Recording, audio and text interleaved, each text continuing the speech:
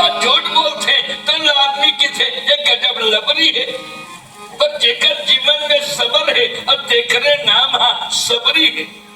भगवान जो पूछा थे सबरे अध्यक्ष यानी हो गई तो देख के भगवान की हे भामनी हे गजगामनी ऐसा की। और एक जन और बढ़िया लड़की लंका से आवत रही ओकरो नाम है बढ़िया नाम रही तुम जानो तो ओकर नाम रही से सुरपनखा। सुरपनखा भगवान ला पाए खातिर वो पंचवटी में अपन श्रृंगार के प्रति अपन रूप के प्रति अतिरिक्त ज्यादा बोला आकर्षण रही और आगे की तुम सब पुरुष मौसम नारी यह संयोग विधि रखे बिचारी। बोले मैं तोर से ही पुरुष नहीं देखे हूँ अब ते पुरुष से ही नारी नहीं देखे हो भी। भगवान देख के गीत खोले तो बढ़िया है और बात क्या है भगवान की बोला वासना से कोई संबंध नहीं है, बोला उपासना से संबंध है। आज संझौती के बेड़ा उपासना के बेड़ा में तो सबरी माता के सर्वरखा तीस मोर सहित नारी देखे नहीं है। भगवान की दिखत तो बने हैं विचार का है। बोले ब्रह्मा जी हाँ तोर मोर बिहार लिखे है। ब्रह्मा माथा ठोक के कि मैं तो सीता नाम के बिहार लिखे हूँ ये दर्शन कहाँ बिहार लिखे हूँ। भैया ऐसा बात ला देख करके अब भगवान हंसने लगी और कहा कि बोले यहाँ तो नारी बिहार नहीं होवे यहाँ कुमारी बिहार होते ये भारत है। ये बता लंका में नारी बिहार होते का डायमंड के दो स्वरूप है, एक कहा नारी दूसर पहली कुमारी एक बाद नारी और एक बाद महतारी। प्यारे सज्जन तो सुन के बाद तक बोलते हैं अभी नारी बन गया तो तोर हमार बिहार कैसे होगी शिकार बढ़िया रहे। भगवान पूछे लगी नारी बन गया तो शादी कैसे होगी।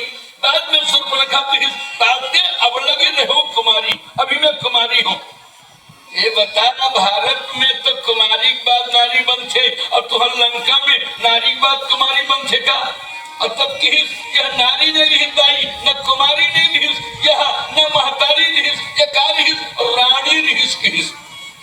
तो ऐसा श्रृंगार करके वासना के केंद्र में सुर्पनखा जब तो भगवान ओकर नाक कान कटवा के विदा कर दी।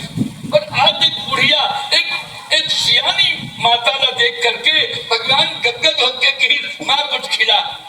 और तब माता तीन प्रकार के रचना हुई कंद मूल फल।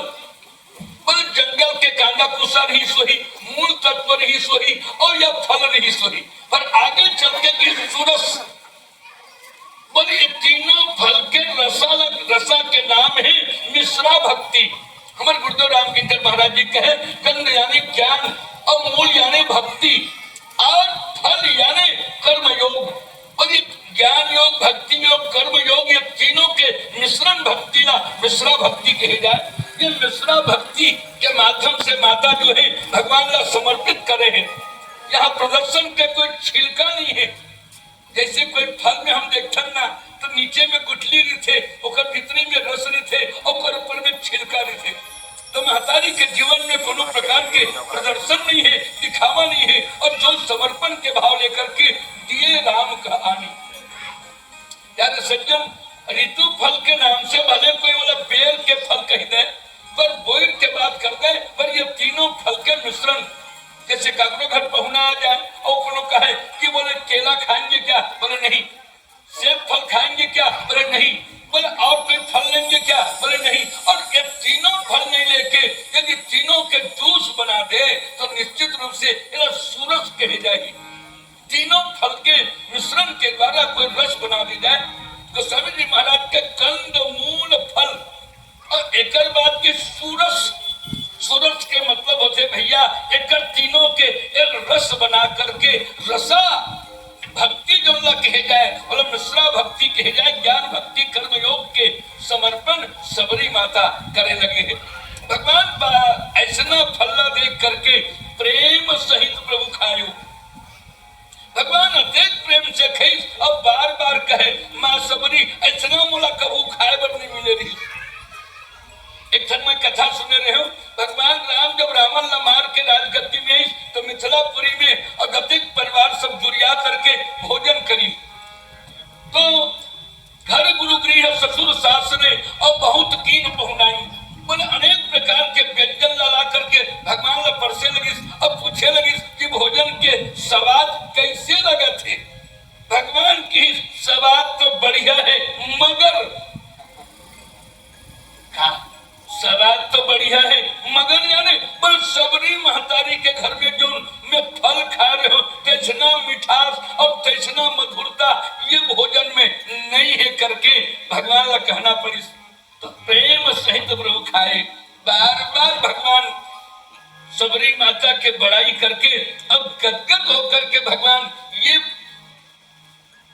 ये प्रसाद के रूप में ये फल भगवान स्वीकार करे हैं। और एक बात मैं पहली बतावत रहे हूं, जब ईश्वर का कोई भेंट करे जाए तो मनखे के इंद्रिय में सुरता नहीं रहना चाहिए। इंद्रिय और शरीर के सुरता नहीं ना तो भगवान का भोग नहीं लगा सके।